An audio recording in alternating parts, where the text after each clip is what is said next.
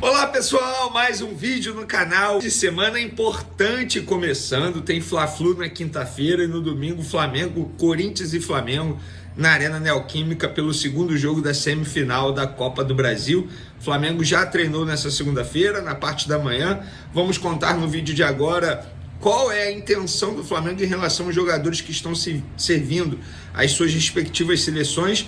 Vou dar um spoilerzinho para vocês, terá um jatinho fretado para trazer jogadores já para o Fla-Flu de quinta-feira. É isso mesmo, a gente vai contar qual é essa logística aí que o Flamengo está preparando. Vou dar outro spoiler, dos 7 convocados, o Flamengo espera ter 6 na atividade preparatória de quarta-feira, a última atividade antes do Fla-Flu na quinta-feira. Já vou contar essa história para vocês. Tem também confusão envolvendo Flamengo e Corinthians ainda na situação do Hugo Souza. Falaremos sobre isso. Tem muita coisa para a gente abordar. E outra, Marcos Braz pode continuar em 2025? Noticiaram isso.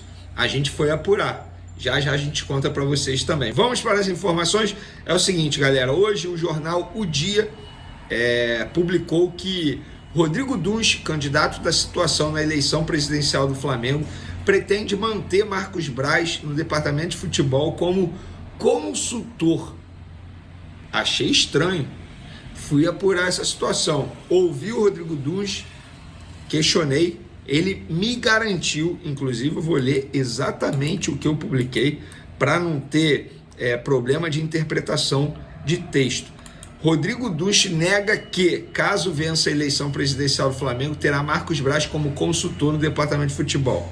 Em contato com o candidato, que é da situação, ele afirma que terá um diretor técnico profissional no clube, alguém com vivência e história profissional no futebol. Beleza, o tempo passou e aí, horas depois, o Rodrigo Dunsch emitiu um comunicado oficial desmentindo a matéria do jornal O Dia, dizendo o seguinte: não é verdade que o atual vice-presidente de futebol, Marcos Braz, estará participando do departamento de futebol na gestão de Rodrigo Dunsch, como aliás já informado exaustivamente. Está previsto no plano de governo e é um compromisso da chapa a contratação de um diretor técnico para o futebol de clube de regatas do Flamengo. Nem a chapa Uniflá, nem Rodrigo Dunsch foram procurados pelo profissional na elaboração, e o profissional é o Fabrício Lopes, do jornal O Dia. Nem a chapa Uniflá, nem Rodrigo Dunsch foram procurados pelo profissional na elaboração do texto publicado, o que fere um dos princípios básicos do bom jornalismo, que é o de ouvir todos os lados de uma mesma questão. A gestão de Rodrigo Dunsch irá tratar de forma profissional e transparente todos os temas e questionamentos relacionados ao clube. Então tá aí a informação para vocês. Não procede, portanto, que Marcos Braz continuará. Ainda bem, né?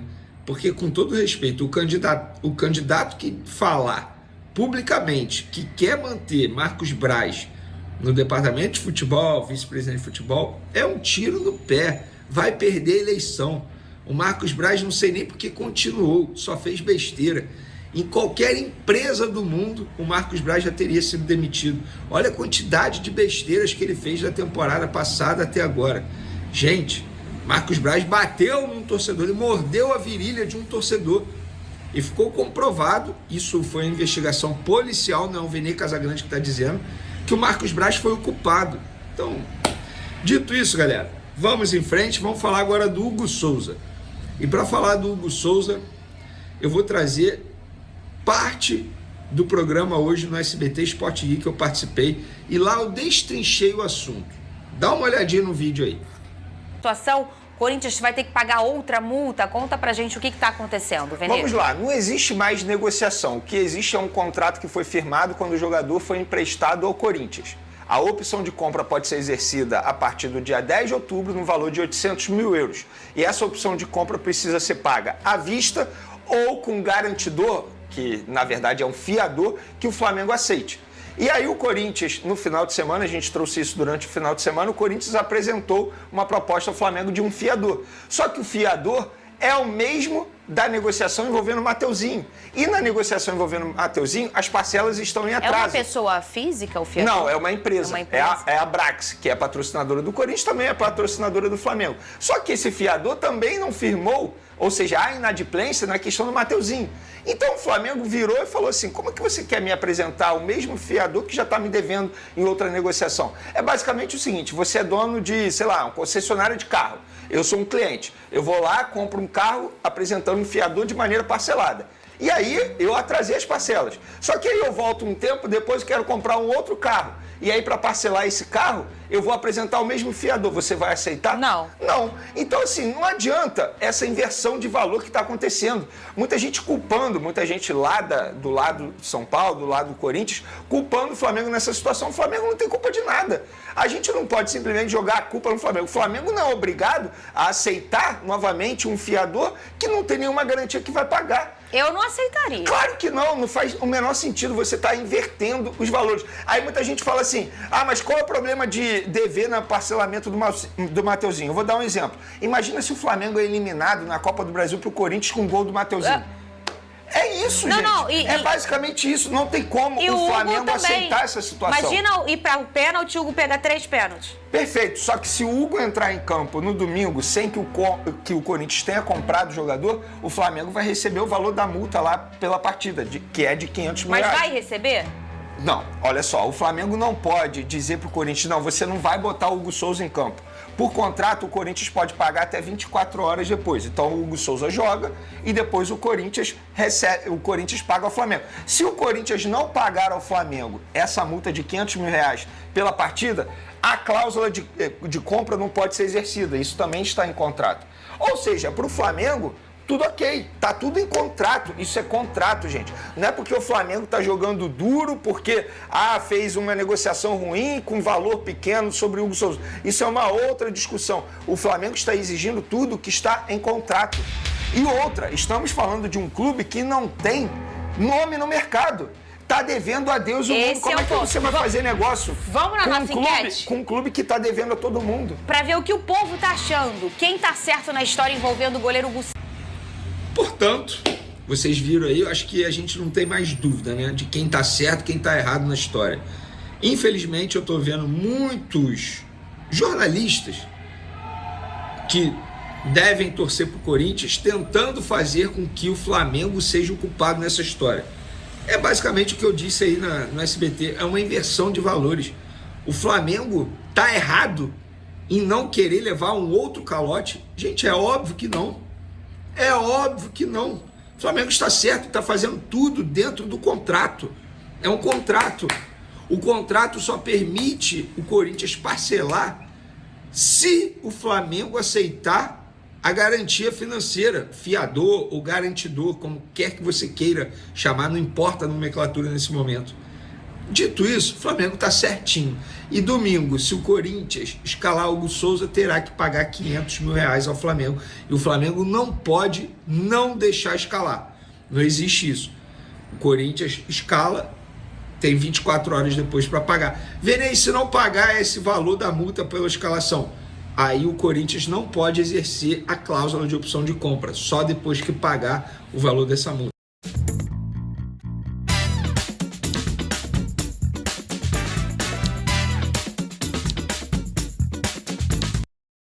Não pode exercer a cláusula de opção de compra, só depois que pagar o valor dessa multa. É tudo contrato, gente. A gente pode discutir se o valor da opção de compra de 800 mil euros é baixo ou não, o que eu acho baixo. Agora, a gente não pode negar que o Flamengo fez tudo de maneira correta para não levar mais um calote do Corinthians. E amanhã tem seleção brasileira, tem novidade na escalação, e a novidade é um jogador do Flamengo, Gerson. A provável escalação da seleção brasileira para pegar o Peru: Ederson no gol, Wanderson, Marquinhos, Gabriel Magalhães e Abner. Meio de campo com Bruno Guimarães, Gerson e Rodrigo, Rafinha, Igor Jesus e Savinho. E por falar em Gerson convocado, o Flamengo fretou um avião para trazer 6 dos 7 jogadores convocados. Como vai ser isso? Vou falar para vocês agora, porque eu procurei uma pessoa do Flamengo e essa pessoa do Flamengo me explicou.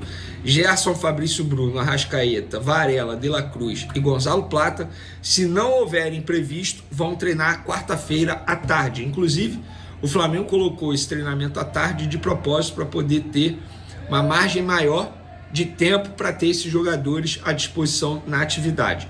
Os estrangeiros vão voltar de avião fretado de Montevidéu, onde joga o Uruguai e Equador.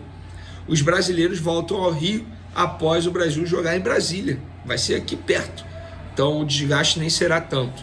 E o Eric Pulgar não retornará a tempo para o treinamento de quarta-feira, é isso mesmo. Ou seja, dificilmente o Pulgar fica à disposição para o Fla-Flu.